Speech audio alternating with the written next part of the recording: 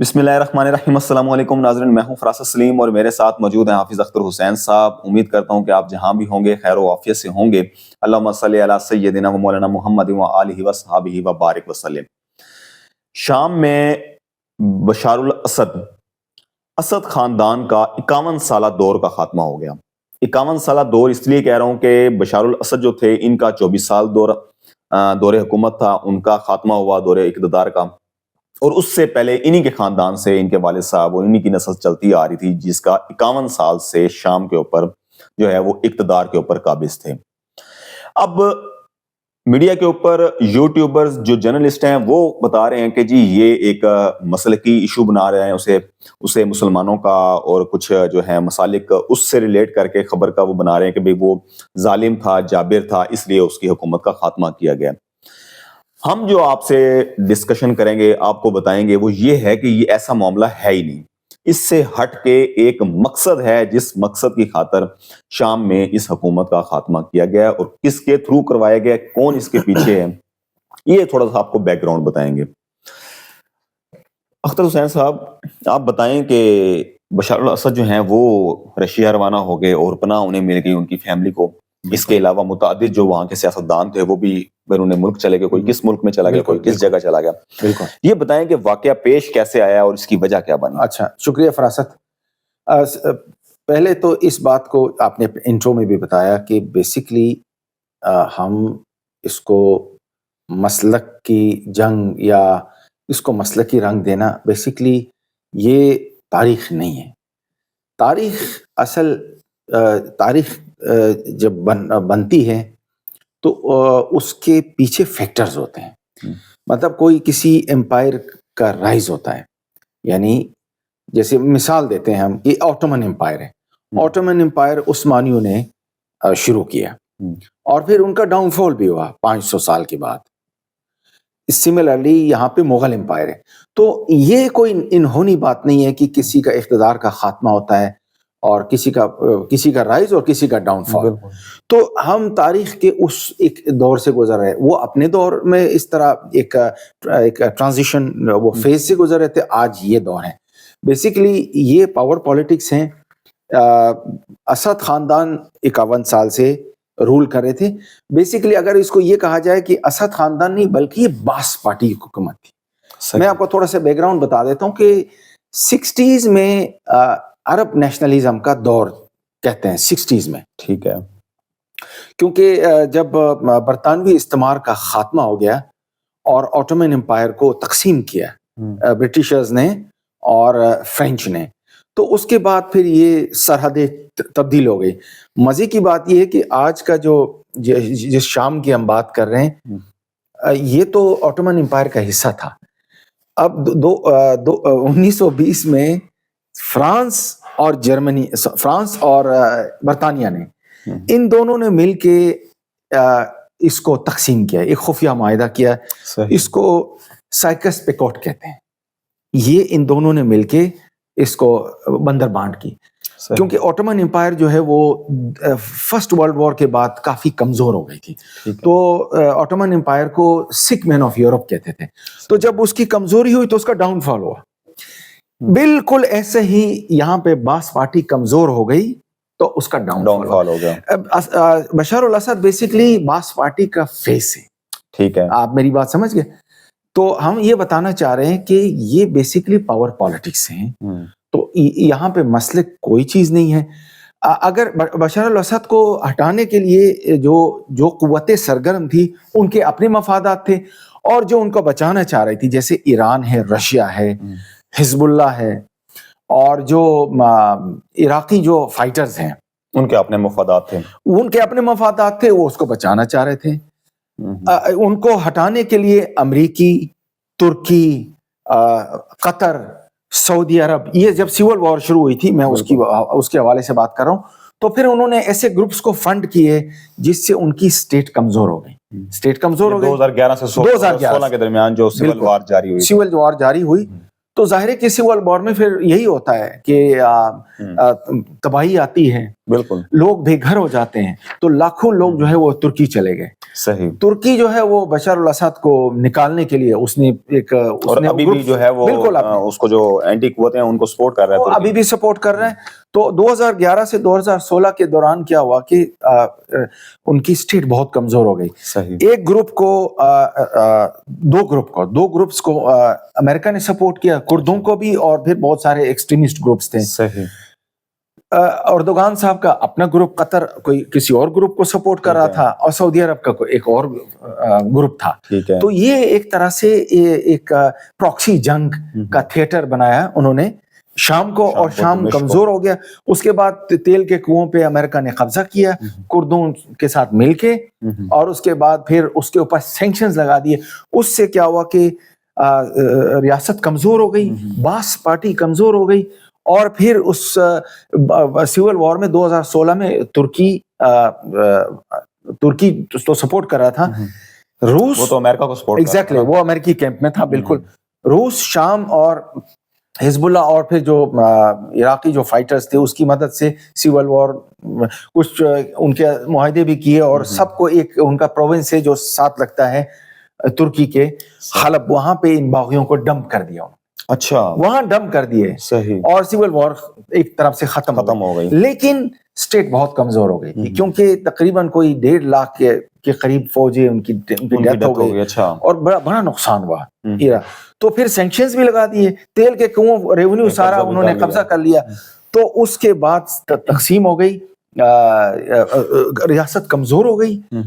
Civil war کے ختم ہونے کے بعد بھی اسٹیبل نہیں ہوئی, کیونکہ جو سینکشنز لگائی گئی تھی اس کے بعد یہ تھا اس کا بیک گراؤنڈ, اور باس پارٹی کی حکومت ختم ہو گئی. تو ہم یہ کہہ سکتے ہیں کہ بیسیکلی بشار الاسد کی حکومت کا خاتمہ نہیں ہے, یہ باس پارٹی کی حکومت کا خاتمہ ہے. اچھا, اب یہ ایک چیز سوال پیدا ہوتا ہے یہاں کہ لیبیا کے اندر حالات کشیدہ ہوئے تو وہاں بڑی تشدد, مار دھاڑ, ملک کے حالات کشیدہ, جلاؤ گھراؤ ہوا. لیکن یہاں شام کے اندر نا بہت تیزی کے ساتھ جو ہے اس کی حکومت گری. بالکل. اور آپ کیا سمجھتے ہیں کہ یہاں کہیں حکومت کے اندر سے بھی کوئی سپورٹ حاصل تھی بالکل باغیوں کو, کہ جو وہ آئے اندر داخل ہوئے اور اس کے بعد جو ہے پھر بشار الاسد جو ہے وہ روانہ ہو گئے؟ اچھا, ایک مزے کی بات یہ ہے کہ آرمی نے بشار الاسد کے خلاف ریوولٹ نہیں کیا. بالکل. جو سیرین آرمی ہے وہ تقریباً 80% سنی مسلمانوں کی. صحیح. ٹھیک ہو گیا. ان کی حکومت جو ہے وہ باس پارٹی ہے, بیسیکلی ایک سیکولر حکومت ہے. ہوا یہ کہ جب ان کو اکنامکلی ان کو اسٹرینگل کیا گیا, تو پھر ظاہر ہے کہ آرمی بھی کمزور ہو گئی.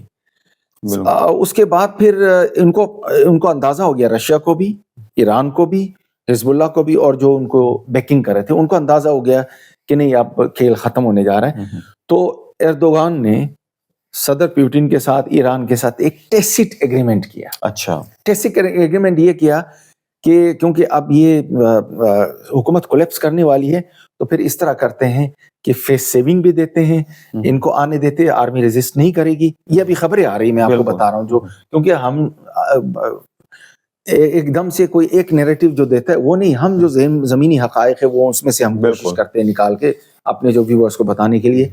تو اس کے بعد آپ نے دیکھا جس طرح کہ وہ انہوں نے پیش قدمی کر کے 1 ہفتے کے 2 ہفتے میں وہ دمشق پہنچ گئے. حلب سے نکلے تھے, اور جس کو ہیڈ کر رہے, مزے کی بات بتائیں, الجولانی جو یہ حیات تحریر اور الشام, اس کا نام النصرہ فرنٹ تھا. اچھا. یہ القاعدہ کے آف شوٹ ہیں. اچھا جی, القاعدہ کے آف شوٹ ہیں, اور یہ اس نے پھر اس کو ری برانڈ کر کے اس کا نام لیڈ کر رہا تھا, اس کا نام الجولانی ہے. الجولانی کو امریکی فوجیوں نے 2006 میں عراق سے گرفتار کیا تھا. اچھا. اب کہا جا رہا ہے کہ موصل سے, کہیں لکھا ہوا ہے کہ کہیں اور سے, بغداد سے, کہیں بغداد لکھا ہوا ہے. گرفتار کر کے 5 سال تک اپنی حراست میں رکھا. اس کے بعد پھر یہ اچانک جو ہے وہ شام میں سرفیس ہو گیا. اس کو شام میں اچانک, یعنی کہ اس کا مطلب ہے اس کو انسٹال کر دیا گیا پھر. بالکل. یہ ایسے ہی ہے جیسے البغدادی کو امریکی فوجیوں نے اریسٹ کیا تھا. اس کے بعد اچانک موصل سے انہوں نے خلافت کا اعلان کر دیا. اسی طرح ایک حکیم البلاجی ہے, وہ گونتانامو بے میں تھا القاعدہ کا. وہ اس کو اچانک جو ہے وہ قذافی کو اسٹاپل کرنے کے لیے اچانک وہ اس کو لیبیا میں آیا. اچھا. تو بیسیکلی یہ ایک ان کی ایک اسٹریٹجی ہے ظاہر ہے ڈیوائڈ اینڈ رول, اور وہ گروپس کے ذریعے, وہ خود نہیں, وہ پراکسیز کے ذریعے جب کسی کو کمزور کرنا ہو تو پھر وہ اندر سے پراکسیز کے ذریعے پھر ان کو بندے انسٹال کر کے. لیکن یہاں پہ جو خون خرابہ اس لیے نہیں ہوا کہ ایک ٹیسٹ ایگریمنٹ ہو گیا, اس کے تحت جو ہے وہ بالکل. آج صدر اردوان نے بھی کہا کہ اگر یہ بات ہو کہ میں نے اس کو بیکنگ کی ہے تو پھر رشیا نے انٹروین کیوں نہیں کیا. انہیں بہت ہی لاجیکل بات کی. میں اب رشیا کے حوالے سے سوال کر رہا ہوں. رشیا نے جو ہے روس کو, اس کی ناکامی نہیں ہے بہت بڑی, کیونکہ وہ وہاں بہت سارے اڈے بنا چکا ہے. 2015-2017 سے بہت زیادہ اس نے کوئی 7500 کے قریب اس کے فوجی, جو رشین فوجی ہیں وہ تعینات ہیں وہاں, جو مختلف ڈیوٹی کر رہے ہیں اڈوں کے اوپر. اس کے بعد جو اس کی جو بھی یعنی کہ اس کے ہتھیاروں سے ریلیٹڈ فیکٹری ہے یا جو بھی کام کر رہے ہیں وہاں, اس کے اوپر وہ ڈیوٹی سر انجام دے رہے ہیں. تو اب یہ جو اٹیک ہوا ہے, اور اس کے بعد پھر اسرائیل جو ہے وہ, ابھی ہم اسرائیل والی بات تو کل کریں گے. بالکل. تو یہ مجھے تو لگتا ہے کہ رشیا کی بہت بڑی ناکامی ہے. یہ سب پاور پالیٹکس ہے. پاور پالیٹکس سے ظاہر ہے کسی کا پلہ بھاری ہوتا ہے. اصل وہ یہ ہوا کہ سول وار جب شروع ہو گئی تو کردوں کو امریکہ نے بیکنگ کرنے شروع کر دی. اب کرد جو ہے وہ ترکی کے دشمن بھی ہیں. پرابلم یہ آ رہی ہے, اب آپ دیکھ لیں کتنا کمپلیکس ہے سچویشن. ہمیں مطلب بظاہر لگتا ہے کہ یار یہ آ کے انہوں نے قبضہ کر لیا, نہیں, یہ مختلف اندر سے ہی جو ہے وہ ایگزیکٹلی. اب یہ کہ کرد جو ہے وہ اپنا منبج جو ہے وہ ترکی کے ساتھ لگتا ہے وہاں پہ, اور ان کے ساتھ رشینز کے ساتھ مل کے وہ وہاں بیٹھے ہوئے تھے.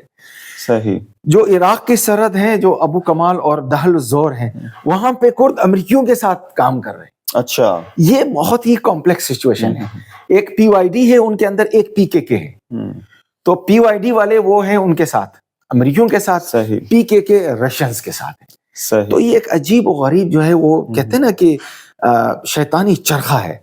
تو ہر گروپ کے اپنے اپنے مفادات ہیں. تو آپ نے جب ہم اس کو, ایک بہت اچھا کیس سٹڈی بھی ہے کہ جب کسی امپائر کا, کسی حکومت کا ڈاؤن فال ہوتا ہے تو پھر کتنے سارے فیکٹرز ہوتے ہیں. کوئی یہ ایسے نہیں بلیک اینڈ وائٹ میں نہیں دیکھنا چاہیے, بلکہ ایک اوور آل دیکھنا چاہیے. اس کے پیچھے ایک بہت بڑی سٹوری ہوتی ہے, اور پھر وہ آہستہ آہستہ پھر وہ سٹوری سامنے. اب آپ نے کہا کہ رشیا کا نقصان, رشینز اس تیل کے کنویں تک نہیں پہنچے, وہ تو قابض ہو جائیں گے. وہ امریکنز پہنچ گئے تھے, پھر انہوں نے اکنامک سینکشنز لگا دیے. تو رشیا نے جتنی بیکنگ کرنی تھی ایران میں اس حد تک کر سکے, لیکن کیونکہ تو اب جو رشیا کے اڈے ہیں اس نے اتنی انویسٹمنٹ کر رکھی ہے وہاں, تو وہ اب اپنے فوجیوں کو واپس لے جائے گا یا وہ اڈے یہاں کیسے رہ سکے؟ اچھا, یہ کوئی ویسے ظاہر کوئی مطلب جو تارتوس میں ہے وہ کوئی اتنا بڑا اڈا نہیں ہے. اچھا, اتنا بڑا, لیکن پھر بھی انویسٹمنٹ ہے. جیسے امریکیوں نے اڈے بنائے نا, امریکیوں نے عراق میں بہت سارے اڈے اس کے, کردستان کے اندر ہے, شام کے اندر اس کے بہت سارے اڈے ہیں اس وقت, اردن کے ساتھ اڈے ہیں, وہاں سے وہ ٹریننگ دے کے نا ان کو اندر بھیجتا تھا. اچھا, سی آئی اے کے جو آپریٹیوز تھے. تو روس کا نقصان ہوا ہے, اس میں کوئی شک نہیں ہے, لیکن لگ ایسا رہا ہے کہ کوئی ایسا ایگریمنٹ ہے کہ وہ مطلب سیف رہے گا, کیونکہ وہاں کوئی نہیں گیا. ابھی جب ہم بات کر رہے ہیں تو وہاں پہ اس کو کوئی ایگریشن شو نہیں کیا ہے کوئی. پھر صدر اردوان نے جب بات کی نا کہ میں اور پیوٹن اس وقت کیونکہ وہ مطلب اس عراق کے سب سے تجربہ کار زندہ لیڈرز ہیں, اور انہوں نے یہ بھی کہا کہ اگر میں اس کو لیڈ کر رہا تھا تو پھر رشیا نے جو ہے وہ مداخلت کیوں نہیں کی. اس کا مطلب کوئی ٹیسٹ ایگریمنٹ ہے. تو لیکن نقصان تو بہرحال ہوا ہے رشیا کا, نقصان ہوا ہے. یہ ہوتا ہے, ظاہر ہے کہ کہیں آپ کو نقصان ہوتا ہے, کہیں آپ کو فائدہ ہوتا ہے. بالکل نہیں جی. ناظرین, آپ نے گفتگو سنی. کل ہم انشاءاللہ تعالی اس کا اگلا ایک پارٹ کریں گے, اس میں بتائیں گے کہ اس کے پیچھے وجہ کیا ہے, کون اس کی جو پاور پولیٹکس کا اصل جو کھیل رچایا گیا ہے وہ کس نے کیا اور کس ملک کی وجہ سے کیا گیا, اس کی ڈیٹیل ہم کل کی انشاءاللہ ویڈیو میں جو ہے وہ آپ کو بتائیں گے. امید ہے کہ ہماری ویڈیو آپ کو اچھی لگی ہوگی. یہ آپ کا اپنا ہی چینل ہے, اس کو سبسکرائب کریں, ویڈیو کو لائک کریں, اور کمنٹ سیکشن میں جا کے اپنی رائے کا اظہار ضرور کیجیے. مجھے اور حافظ اختر حسین صاحب کو اجازت دیجیے. اللہ حافظ.